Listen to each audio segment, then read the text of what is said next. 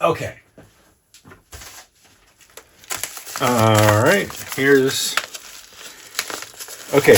I'm not going to say the seller's name unless there's something shady about these. But I will say that this is a seller that I bought from before. And I did a video from a P90 that I bought from them. It was a P90 sold as a vintage original P90. I got it and it had been heavily messed with. It had been rewound. It was pretty obvious. The parts, like lots of parts, were not original. Now, it had like 2 iffy pictures when I bought it, so it wasn't something I could tell. But I knew I could get a refund, if not through Reverb, then through Amex. So I bought it anyway. Now, this seller, I took a chance and I bought 2 more items from him because he had a couple things that I really wanted that are rare. Now, if there's anything, oh, by the way, that pickup, I sent it back to him with photos and a note, and I gave it to him online on Reverb, and I included printed versions of it in the box. And I also, inside the pickup on the magnet, I put a note that said, you know, this pickup was returned to, in the seller's name, for being unoriginal. And it was sold as original. And so that way, if somebody else down the road gets it, they'll know, like, it wasn't an accident the second time. The guy knew better. And as it turns out, a few days later, that pickup was relisted back on Reverb as original vintage. No mention of being rewound or modified. So myself and some brothers on the My Les Paul forum flagged the guy's listing and had it taken down, rightfully so. These are, or should be, 1960s Gibson reflector knobs. At first I thought that one was silver, but I think that's just the bridge volume, so it probably had a little more use because that one's looking a little worn too, and it's gold around the perimeter. I have a known original handy that I'll pull out and compare, because they don't look quite how I expect on the bottom.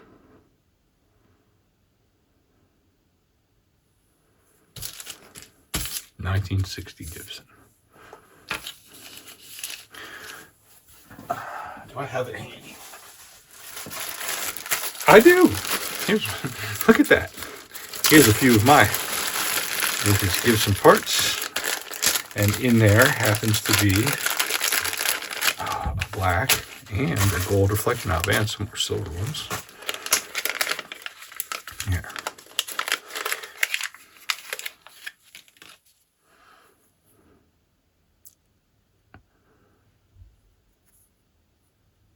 There's a little painter's tape stuffed in there. I never noticed that. This one's mine. I'll pull it out.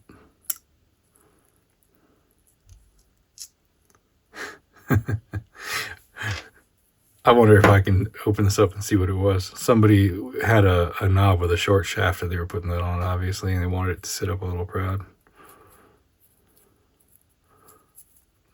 I can't tell. Stays. Oh, this is like a piece of a gum wrapper. I said stays fresh or something like that. All right, let's have a look at these.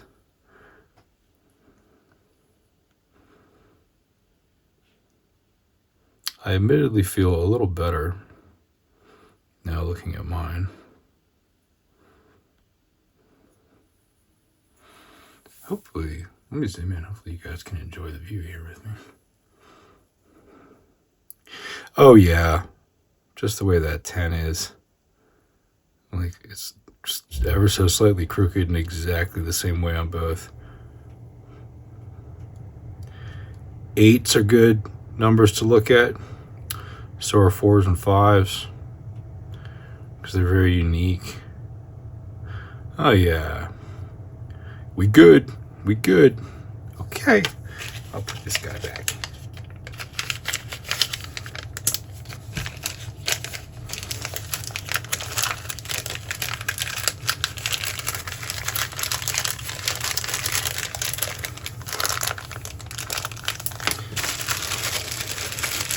some of my other vintage Gibson parts. Look at that. I've got a 1959 Les Paul switch ring.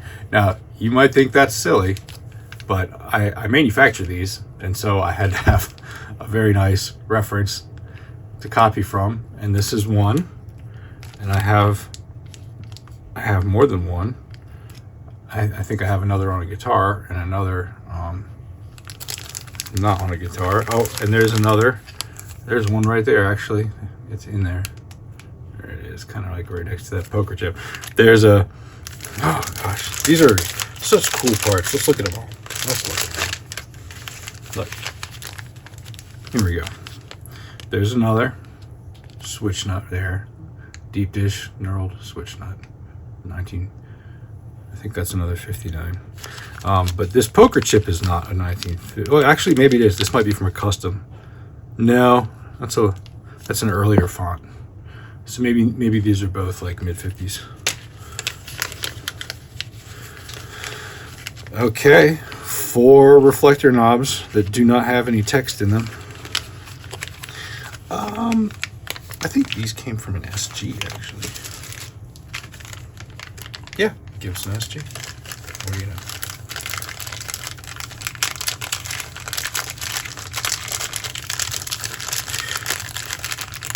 So this could have been from the SG too, if it was later, but that's it's weird to have a deep dish knob on an SG, isn't it? I don't think that's correct. Maybe it is. Actually, yeah, maybe the SG did get the deep knob, and it's the 335, 345, 355, etc. that does not have the deep knob. So actually, yeah, maybe that all came from an SG, as it said in the package. That would probably make sense. I should believe myself when I write it down on there. We'll revisit that stuff soon. We'll revisit this real soon.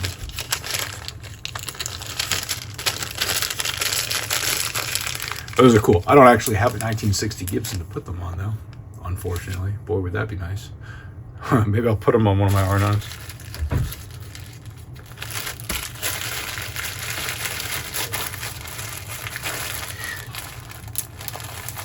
Okay, so no throwing the seller under the bus for that.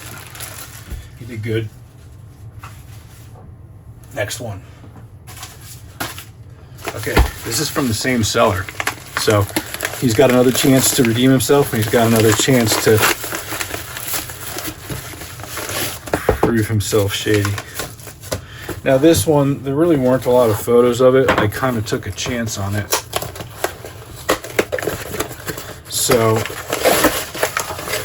some things, I mean, it has to match the photos in the description, but there's a little bit of room for it to still not be exactly what I wanted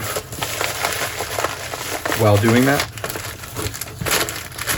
1962 ES 335 or 175.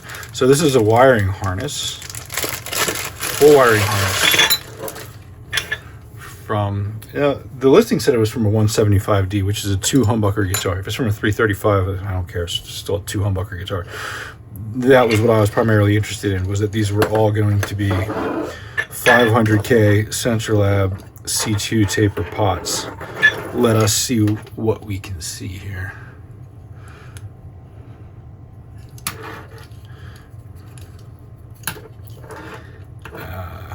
Yeah. I'll have to bend those tabs to get that out. Well, whatever. I gotta do it eventually anyway.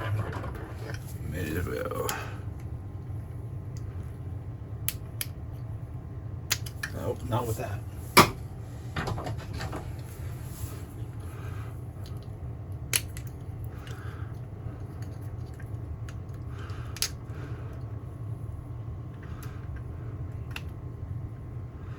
Okay, we'll just do a different video with just that.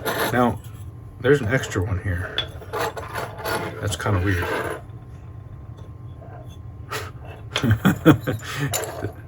Oh, this goes here, this goes there. Oh, okay, got it. And this is it a 500K C2 audio taper? Here's the question.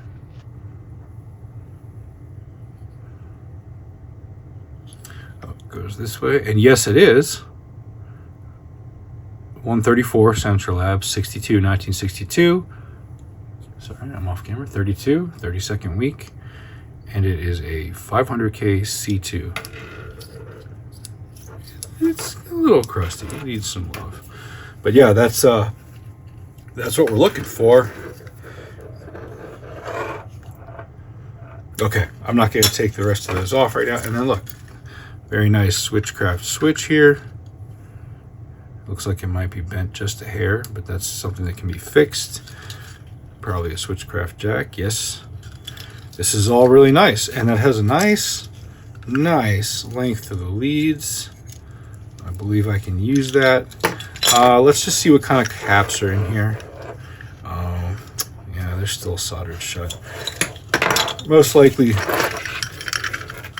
Circle 2, called so because there is a circle and a 2.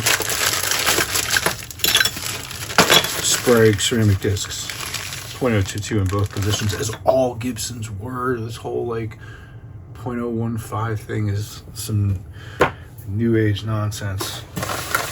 Came around because pickups are muddy, and because .022 vintage bumblebees and other capacitors are very expensive and rare. So now sellers want to sell you a .015 for the net because it costs them 20% as much. And they have them to sell. Okay. One last piece here.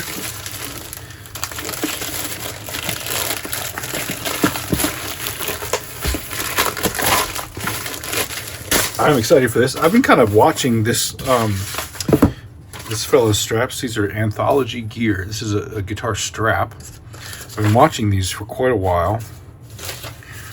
Had my eye on them. Never actually pulled the trigger. Let me wipe my hands down. Not for any good reason. I found them just for searching for full grain leather straps. And then seeing stuff that I like the look of. I need some new straps. I like this cool burlap bag here.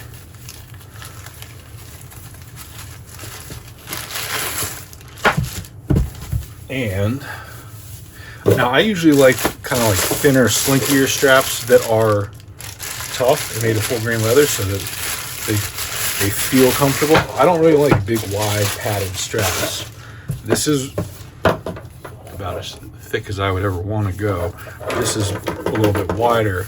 But I do like the classic vintage and Gibson straps. So I thought I might like that.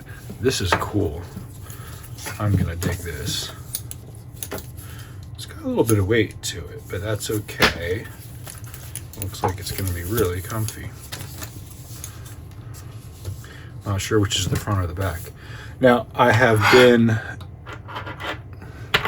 before that came in, I started on this, aging some strap locks for it. These are the new Shailers. So I, like the guitar that I'm going to put it on is not new. It's aged. Well, it is new, but it's aged. So wanted to have some strap buttons that match. And plus, these buckles are kind of aged nickel. So I thought that would look good. And boy, does it. I mean, like, is that a perfect match or what? You know, these guys here, little collars. Yeah. That came out really well. It's going to be a perfect match. Cool.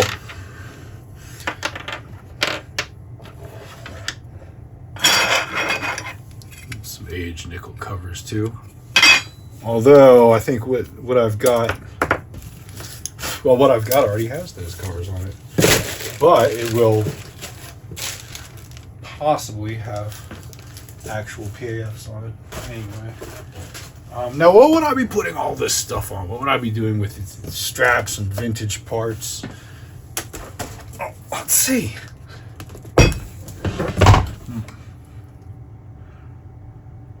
Oh, I can't really zoom out any more than that. Okay, well, perhaps there's a guitar that could use such things right here. All right. Feast your eyes upon this. Let me pull it out a little bit to get the... Looks like so you can see the full view here.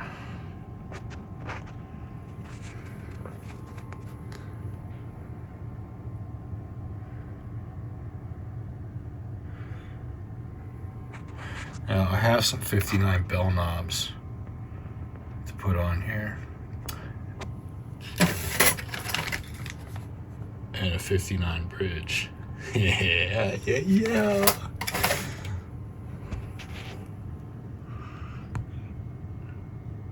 Those pickup covers look pretty good.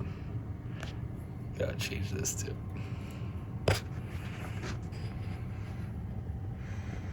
Yep. Very nice. I'm not gonna say what it is right now, but I think you guys probably can tell. All right. Okay. That'll wrap it up for the day. Thanks, guys. Have a Topo Chico evening. I'll see you later.